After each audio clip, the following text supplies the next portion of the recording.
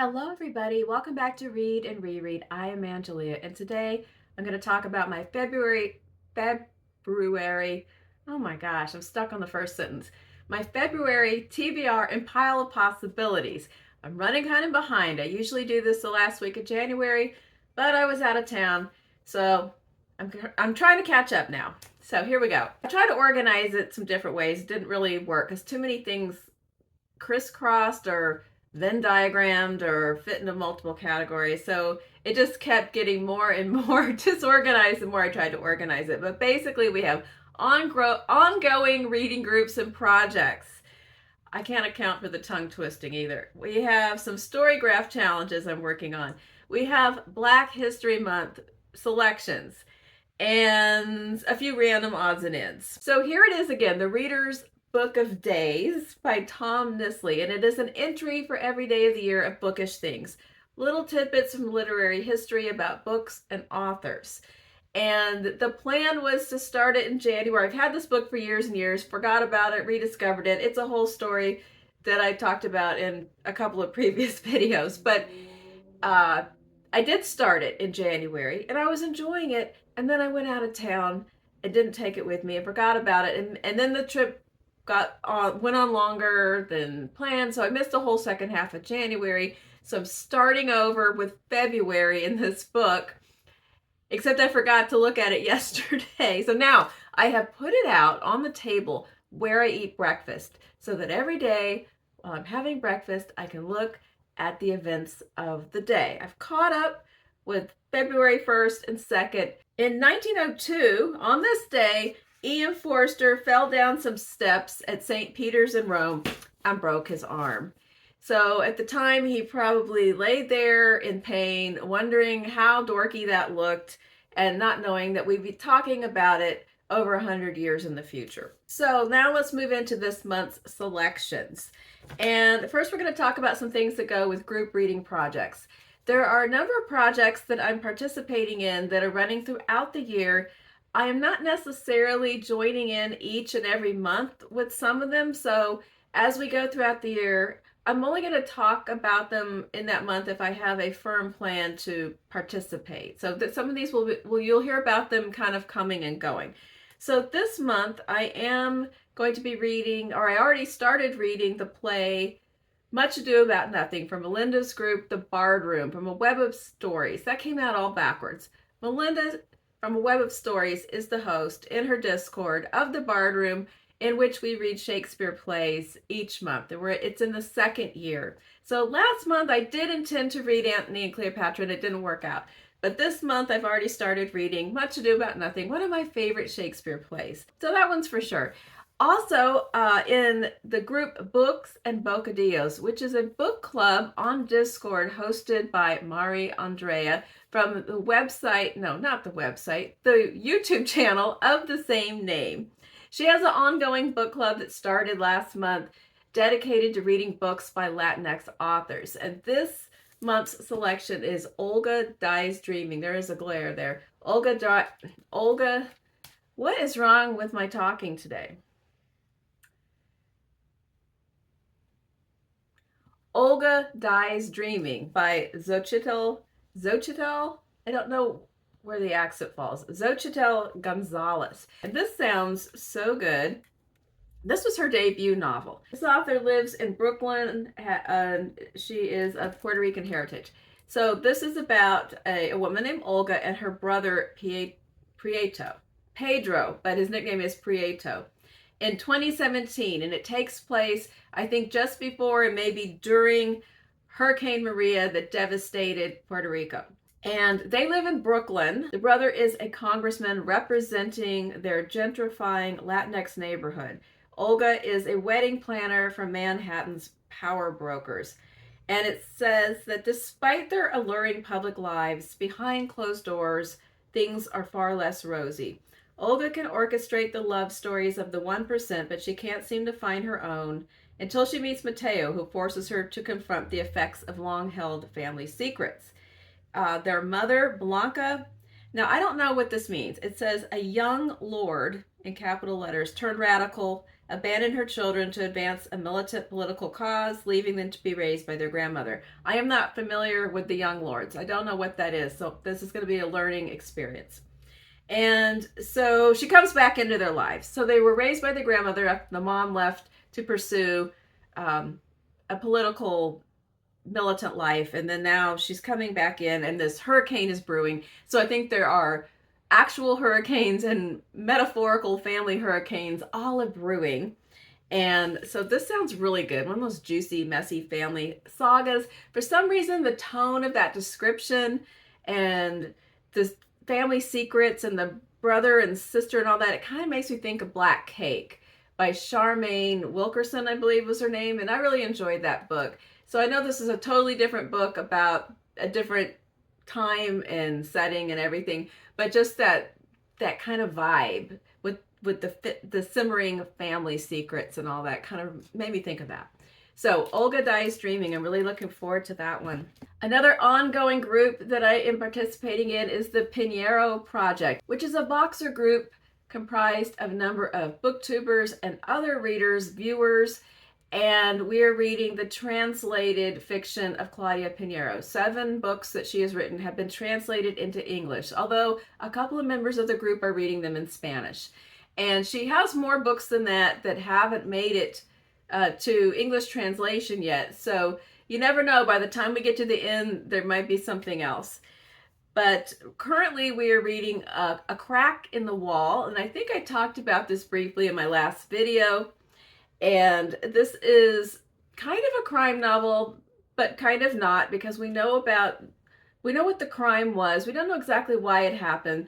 We know that there's a group of architects. Our main character is Pablo, who lets us know right from the start that a few years ago, a man who was asking a lot of inconvenient questions ended up being buried in the foundational cement in a building that this architectural firm was creating. Now, how much of this was an accident or a murder or a cover-up or what remains to be seen as we read the book. And then it's also about Pablo and his rather strange and creepy midlife crisis. So we are enjoying the discussion so far, and nobody really knows where things are going with this book. And then the next book that we're going to read is called Betty Boo. We're all kind of perplexed about the title of this, and I don't think any of us know what this one's about yet. We haven't looked into this one too far, but that's coming up later on in the month, and I'll be reading that. I've been on an adventure reading books on my iPad. I've been reading the Shakespeare plays. Even though I have a big volume, I was able to, it's more portable and I can expand the font and all that. So that's helping a lot with the reading of the Shakespeare. It's finally pried me away from my Riverside edition to read it on my iPad. And then I've also read, I've been reading A Crack in the Wall, and I will be reading Betty Boo on my iPad because I can borrow them from the Houston Public Library. Even though I live in Corpus Christi, anyone in the state of Texas can join the Houston Public Library and borrow from them. So that's helping me out a lot. I'm finding a lot of books and magazines that way that I did not have access to without purchasing them previously. So I'm happy about that. And then the group that I am hosting, Endless Drama, which is a Discord group devoted to reading 20th and 21st century plays. The 2 plays that I selected for this month both tie in with Black History Month. And it's 2 plays written in 2 different decades by Black women about the American experience. And the current one that we're reading is A Raisin in the Sun by Lorraine Hansberry. And I had no idea. I had never read this, and I didn't know anything about Hansberry. I did not know that she died at the age of 34 from cancer. She only had time to write a memoir and a couple of plays, and so she's left such a powerful literary legacy for us in just those short years. So I'm really enjoying getting to know more about her, and I think I read the first 2 acts yesterday, and it's a fast read. It's really hard to put it down once you get started. It's about a family living in a crowded apartment building on the south side of Chicago. It's in the notes it says somewhere between after World War II in the present, but I think it came out in 1959. So it's in the late 50s, basically. It feels like it could be at many different times. And they are crowded, chronically short on money, a multi-generational family in this one apartment, but they're about to come into some money because of an insurance settlement. And they have a big disagreement about what is the best thing to do with this money. So that's the premise. I'm really loving it so far, and I want to watch. Well, I know there's the classic movie with Sidney Poitier, but I also am kind of looking for a stage adaptation that's filmed to watch. So if you know anything about that, give me a shout in the comments. But I have the movie tie-in cover because this is a school textbook edition that I found at Half Price Books. It also has some essays and things, and one of them's going to come in handy in just a minute. The second play that we're going to read later, the second half of the month, is called Top Dog, Underdog by Suzan-Lori Parks. I think it won the Pulitzer Prize. I think one of the tie-ins here is that this was the first play to go to Broadway written by a Black American woman. And Top Dog, Underdog was the first play to win a Pulitzer Prize for a Black American woman. So two different time periods, two different achievements. This is also a play that takes place in kind of a tight space. I don't know if they're in an apartment because I haven't started reading it yet, but it's about two brothers. One is named Lincoln and one is named Booth. Was that supposed to be a joke by their parents? And they're both struggling in different ways, financially, personally, in society. I don't know a ton about it yet because I haven't done my notes on it except for what I looked up when I selected it. But the author sounds really fascinating, and I'm really looking forward to reading that later in the month. That's our contemporary selection. Also, with the last of the group activities, the band book at the local public library that I participated is reading The Hate You Give by Angie Thomas. And this was published several years ago. Let's see, 2017, but I feel like just from the premise, it could have been a new release of February. I did not read this when it came out. I was an elementary school librarian when this came out, and it was kind of a big buzz at the high school. And it did win. It was a honor book for the Coretta Scott King Award that is given out by the American Library Association that year. Here's what it's about. 16-year-old Star Carter moves between two worlds, the poor Black neighborhood where she lives and the fancy suburban prep school she attends. The uneasy balance between these worlds is shattered when Star witnesses the fatal shooting of her childhood best friend Khalil at the hands of a police officer. Khalil was unarmed. So right from that moment, not only does Star suffer a devastating loss, but she is caught between two worlds and a kaleidoscope of different attitudes and opinions that just raises everything into question about this tightrope that she walks every day in her life. So I have never read it, but I've always been interested in it, and I think it's perfect timing. I have a personal challenge to read at least one nonfiction book every month, and I had a group of essays and a memoir that came in clutch for me for January because I'm not finished reading the official book I chose last month, which was For All the Tea in China by Sarah Rose. And I have picked this back up and been reading it the past couple days. So now I'm about halfway through this book, and I am really enjoying it and am going to continue. And it is a true crime story of an act of horticultural theft and intellectual property theft when in Victorian times when England wanted to get the secrets of Chinese tea growing and transfer them to the Himalayas, so they no longer had to do business with China to obtain their tea. And they sent this guy named Robert Fortune, and I just can't get over the fact that Robert Fortune is traveling China in a disguise as a 6-foot-tall white Scottish man with a fake braid sewed into his hair and a Mandarin outfit that fit in with the time period and what men in China were wearing, and having little Chinese language at his disposal. And he's just kind of putting up this front that doesn't sound passable at all, but somehow it's kind of working. And then he has these real duplicitous employees that are supposed to be assisting him, and they're always up to no good and trying to run little cons on the side. The whole thing's very entertaining and really interesting. It's something I didn't know anything about. Now, the official nonfiction book that I selected for February goes with my Black History Month reading, and that is this book, Never Caught: The Washington's Relentless Pursuit of Their Runaway Slave, Ona Judge, by Erica Armstrong Dunbar. Here's another story right out of American history that I didn't know anything about. Now, I knew that the Washingtons owned slaves. What happens when people that live in states where it was legal to have enslaved people as property, but you're traveling amongst different areas? So I know a lot of stories about runaway slaves and the conditions in different states.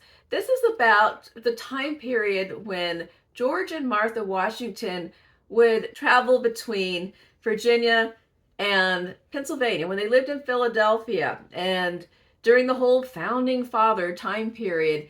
And they would travel and bring along with them an entourage of enslaved people. And the law stated at the time that if you lived in Philadelphia and you had brought enslaved people with you, within 6 months you had to free them, because slavery was not legal in Pennsylvania. And so Washington tried to find a loophole and would find reasons to, every few months, send the people back down to Virginia for a time period and then bring them back and reset the clock on the 6-month rule, so that he never had to let them go. And this woman, Ona Judge, caught on to this plan as she lived in Philadelphia and got to know other freed Black people and learn about the different ways of life and the laws and the loopholes. And she decided to run away. And then I suppose there is a relentless pursuit that follows, because people of that time period often did not take kindly to what they perceived as their property just walking out the door. So it's going to be a less than flattering look at the Washingtons, which I am here for, and a story about a woman that I did not know about, and I'm very interested. Another piece of nonfiction that I wanted to read this month is The Fire Next Time by James Baldwin, which is a pair of essays. And I'm waiting for that from the library, but one of them is included in the adjacent reading material in the end of this book. So I can get started on it and then add on to it. It's been on my list for a while. And it's also serving in the Ben Read, oh gosh, here we go again, year 2. The Read Good Challenge, hosted by Ben Reads Good, and the February entry was a book with fire on the cover. So I know that it doesn't say fire in the title, it says fire on the cover, but I promise you that some editions of The Fire Next Time do have fire on the cover. I looked at them, there's a lot of different editions of The Fire Next Time, and some of them show, like in the background, some flames or sort of an image of a tenement building on fire. And so some of them do. The one I have does not, but it does exist with fire on the cover. So it counts, and that's what I'm reading. Now, the other Storygraph challenge that I'm doing, oh, by the way, I forgot to say, Endless Drama, which is my group on Discord, also exists as a Storygraph challenge. It was created by viewer Amelia, who is the wizard of Storygraph challenge creations. And so that's another way to follow that you can do in addition, or if you're not comfortable with Discord, but you want to read the plays, you want to do a Storygraph challenge, it is there as well. And I will link, I'll link the links to every kind of challenge I'm talking about in the notes in case you want to participate. But the other Storygraph challenge that I'm doing this year is hosted by Melinda from A Web of Stories. And some of the categories of her challenge come up in my pile of possibilities. So if I manage to read just any one of these, I will hit one or two of her challenges, and hers don't go month by month. You can read any of them at any time, but I'm hoping I hit a couple of them in January, and I'm hoping to do so again in February. So the rest of the books, like I said, are Pile of Possibilities. Some of them overlap with Black History Month. Some of them are just other books that are kind of on the top of my mind, and I won't get to all of them, but here's what I'm thinking about. We have Ghostroots by Pemi Aguda. This is an author who is from Nigeria, currently residing in Philadelphia. She was shortlisted for the National Book Award for this collection of short stories, and she previously won the O. Henry Prize for short fiction. And this is a book I picked up at the hardcover sale at Barnes & Noble after Christmas, and I have heard excellent things about these short stories. This fits in the Web of Stories challenge under the category of a book that has some magical realism. I'm not 100% sure it does, but just based on the description and the feel of this picture, I'm just deciding that it does. If I turn out that I'm wrong, oh well, I still read a book I wanted to read, and I'll have to look for the magical realism somewhere else, but I feel like it's going to be in there somewhere. Another one that I'm online at the library for is Guide Me Home by Attica Locke. I'll put a picture up here. This came up while I was out of town, and I didn't even notice, and then it timed out and somebody else got it, and so I went back in for it again. So if it comes up, whenever it does come up, I'm going to read it because everybody's in line for it. But this is the third book in a trilogy about a Texas Ranger. It's a mystery series. He's a Black Texas Ranger who, in each of the first two books, he had to go spend time in some pretty sketchy, scary, rural, small towns in Texas to solve some crimes. And then he has some personal family entanglements going on in the books as well. And they're really good. She's a great mystery writer. She also writes for TV, so her books don't come out that often because she spends a lot of time writing for television with her sister, who I think her name is Temba Locke. And so the two of them collaborate sometimes. But anyway, I've been waiting for this one for a while, and when it comes out, I'm going to read it. I might throw in some good old Percival Everett. I have a couple of books of his on my shelf that I have not yet read. This is the one that I want to get to next, called I Am Not Sidney Poitier. Hey, it ties in really well. We got Sidney right here. And then we have this book. This one sounds pretty far out in the best kind of Percival Everett manner. It's about a guy whose name is not Sidney Poitier. And that causes a lot of problems. And now I'm doing a stretch. There is a Web of Stories connection here. She has a category of read a book that has some real life famous, it says real life historical people. If you stretch this out to real life famous people, this kind of fits because it says, he has a tumultuous life as a wealthy orphan maturing under the watch of Ted Turner. So apparently Ted Turner and Jane Fonda are in the book. And he gets arrested for driving while black, and he sleuths a murder case in Smut-Eye, Alabama, all the while navigating the recurrent communication problem. What's your name? A kid would ask. Not Sidney, I would say. Okay, then what is it? Well, his name is not Sidney. That's his first name. So I love Percival Everett. I want to read that. Then I have a couple of books that don't fit into any other particular events or monthly challenges or whatever. They're just books that I am reading that are in series that I am trying to progress in. So, and I've talked about them in my last videos, things I might get to soon. We have Marianne in Autumn, which is book 8 in Tales of the City that I have been reading for about a year and a half gradually. It's a 10-book series and I'm up to number 8. Armistead Maupin, it takes place in San Francisco, and it's started in the 70s. They're always contemporary, so the first books took place in the 70s. And at this point, let's see what year we're up to.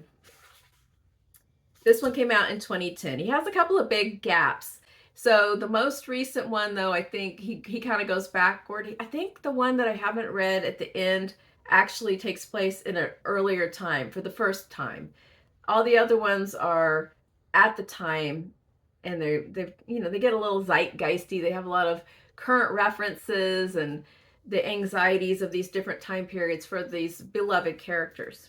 And then also going back to the Victorian times, I want to read Barchester Towers, the second book in the Chronicles of Worcester